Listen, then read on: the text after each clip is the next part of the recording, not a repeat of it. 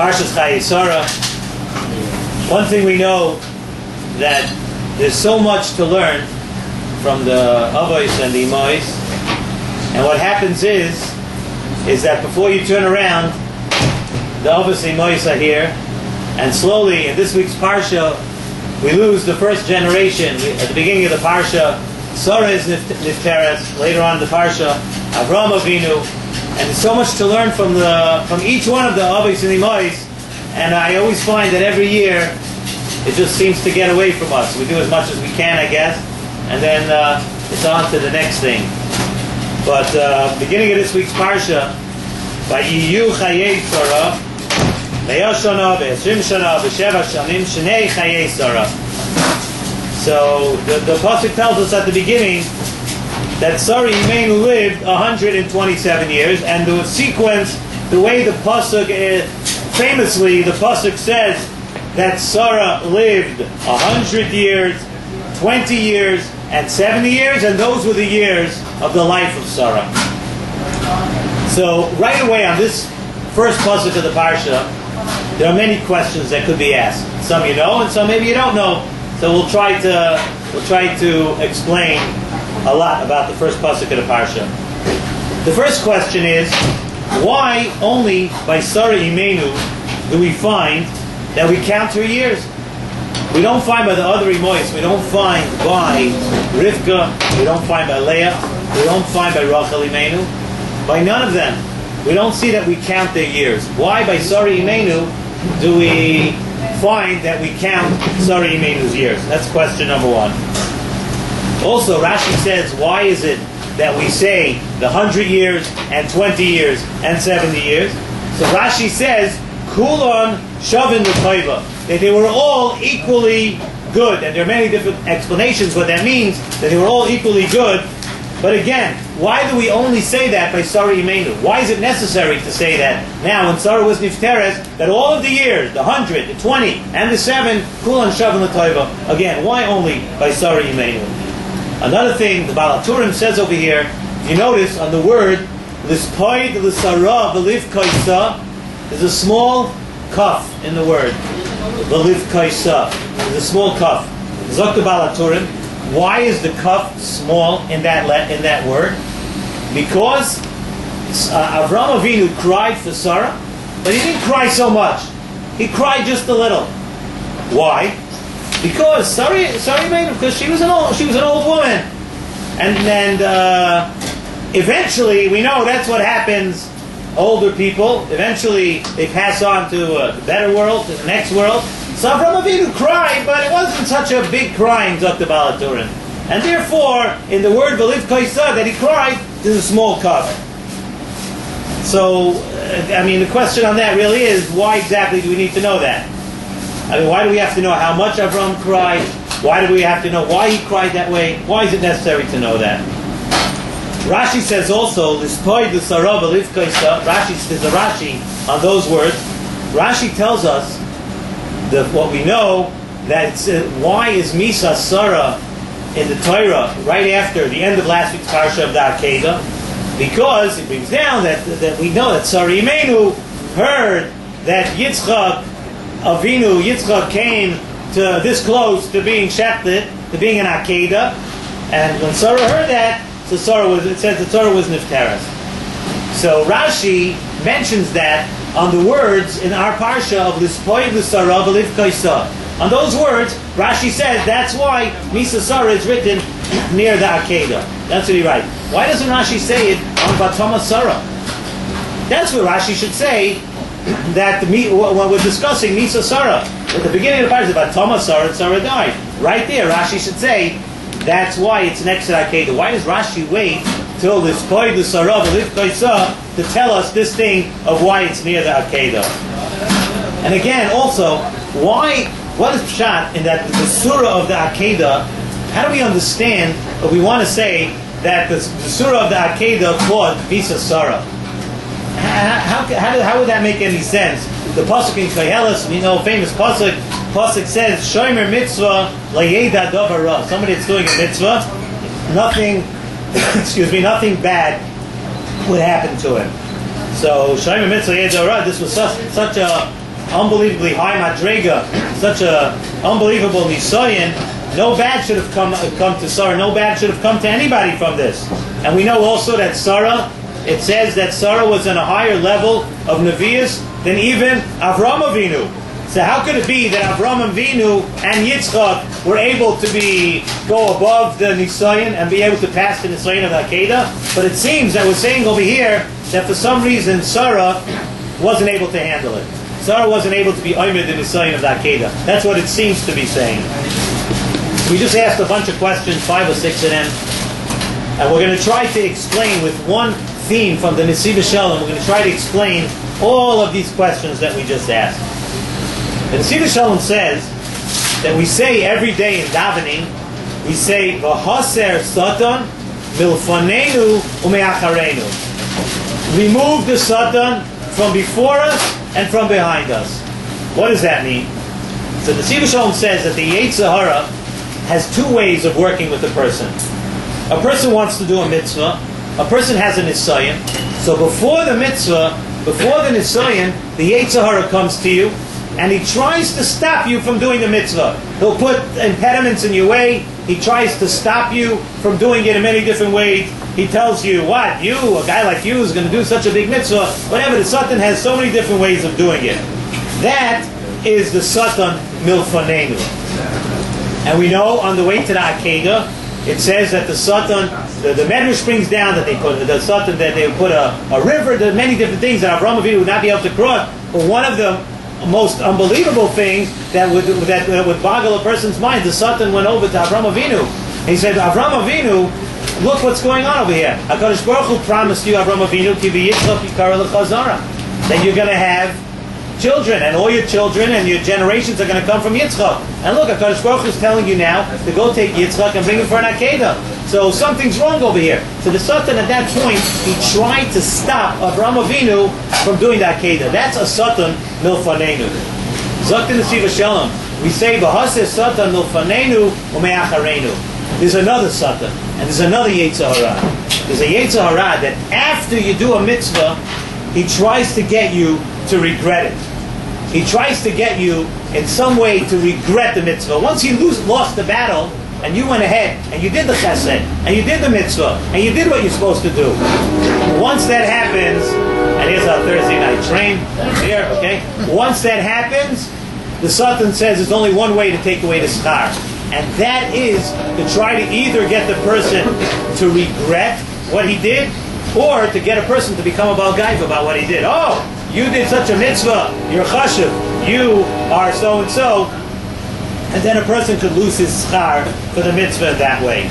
And that's what the Satan tried to do to Avraham Avinu. It says by the Akedah, we say 3 times, Vayelchu shneim yachdav, that Avram and Yitzchak went together. It says it 3 times. So the Mefarshim talk about what it is. What is Vayelchu shneim yachdav? If you remember last week, we spoke about Avraham Avinu, Midas Ahava.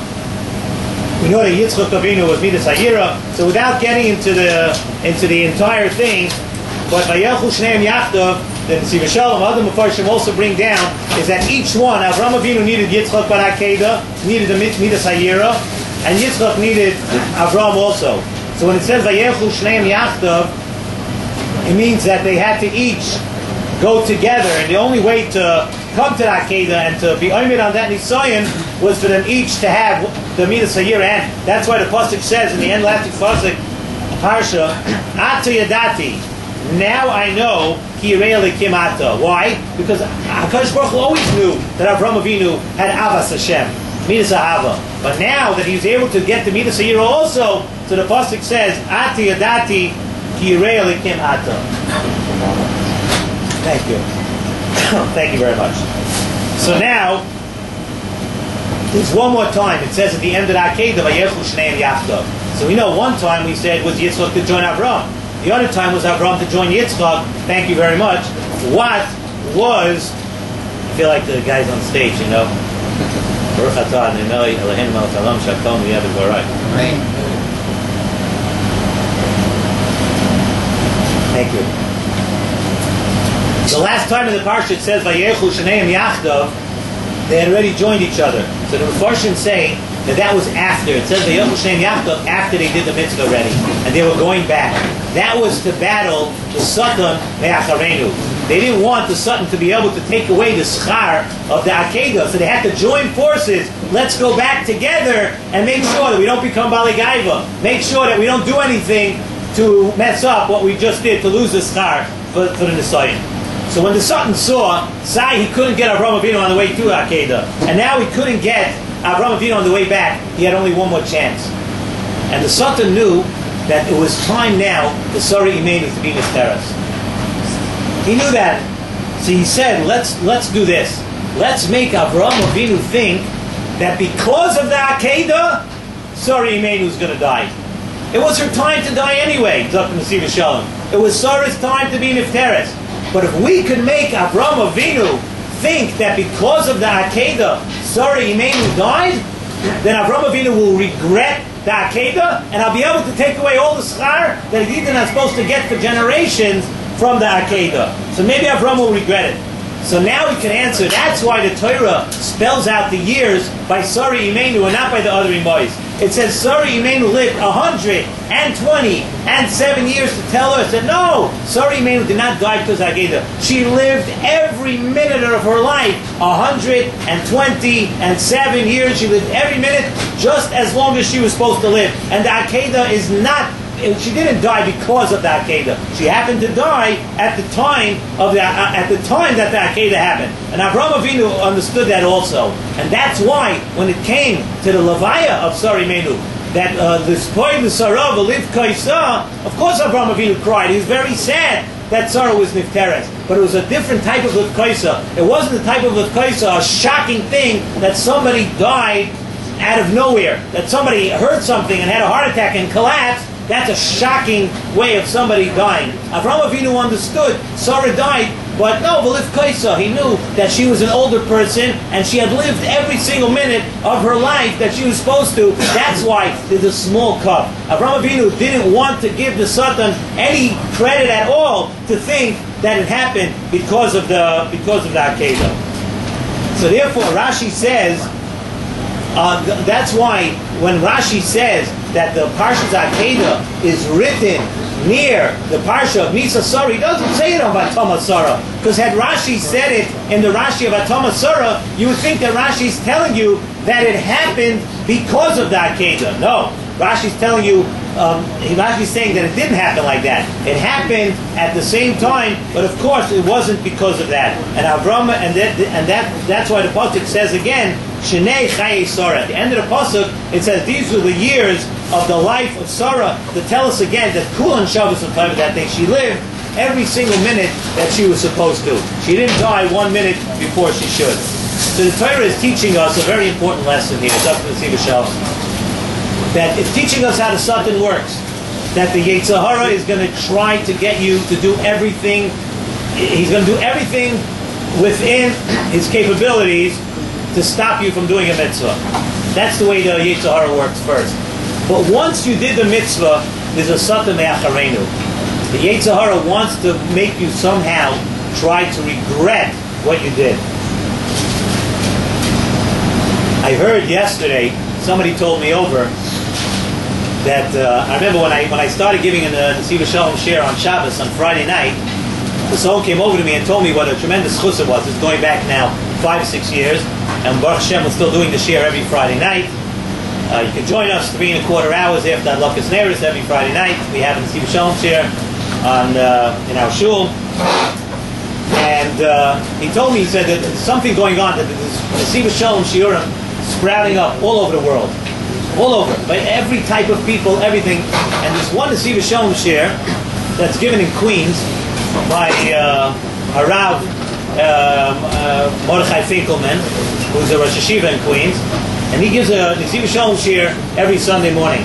So somebody called me up to tell me, my brother actually, one of my brothers, he goes to this share, and he told me, I was telling him over what I'm going to say this week at the Nesiva Shalom share. I was telling it over to him yesterday. He told me, Rabbi Finkelman said the following story, that there's a person who came from Eretz Yisrael to collect tzedakah, and he had a whole story that he lived in Yerushalayim, whatever, that he needed to marry off his children, and whatever. And somebody they took this person around to go collect from different people in the neighborhood for this person was making a weddings in Eretz Yisrael. The Kitzur, some people gave him very nice checks and everything. One person even wrote him out an $1,800 check. A guy about stock, whatever. To make a long story short, what happened was at the end they found out that the whole story wasn't true. A guy came, he wasn't making a wedding. He didn't have any children to marry off, or he had married off all his children. Not only that, not only wasn't he a Rebbe or something, he was a taxi driver in Yerushalayim. So the Rav, who had taken him around, felt extremely guilty. Felt terrible. He just went around and he collected money. They collected a lot of money in the neighborhood for this person to make the wedding, and the whole story wasn't true. So he said, I feel bad about some of the people, but there's a guy who gave me an $1,800 check. I have to go back and ask him for mechila. So he went over to the guy, and he said, they went to the person's house, and he said, listen, I want to ask you mechila. You remember a few weeks ago I came, and I gave you a story, a person, he come from Eretz Yisrael, the whole broken story and everything. You gave an $1,800 check. The Kitzur, the whole thing wasn't true, and the guy's gone. We don't even know who, what, where. So the person instantly went and told Rabbi Finkelman, said, and what could be, you don't think, he said, have you ever met a taxi driver in Eretz Yisrael that doesn't need money? He's probably poor. He needs money. So Rabbi Finkelman said, when he heard the way this Gevir reacted after hearing that he had been taken, he said, that's pshat. This person had the entire schar for the mitzvah. He said, because what the Satan does is afterwards he tries to make you, listen, you did a mitzvah. It wasn't exactly what you thought, but he tries to make you regret it. Once you regret it, then you can lose the schar for the whole mitzvah. The haser Satan milfanenu umeacharenu. First of all, take away the Satan to let us at least come to be able to do the mitzvahs. But once we do a mitzvah, if you think about it, watch what happens sometimes after you do something good. The Satan me'acharenu is always there. He always either tries to make you be a balgaiva about what you just did, or he tries to make you somehow regret the mitzvah. The mitzvah didn't turn out exactly as you thought it was. Just say, Baruch Hashem, most probably this is what the Baruch Hashem wanted, this is what the tzedakah was supposed to go to, and that's it. Then you have to get the schar for the whole mitzvah. But we should talk all these zeicha to be able to do a mitzvah in the right way, and to learn the lesson of this week's parsha, to understand that that we have to battle both of those Yetzer Haras, and we should talk to these zeicha to do that.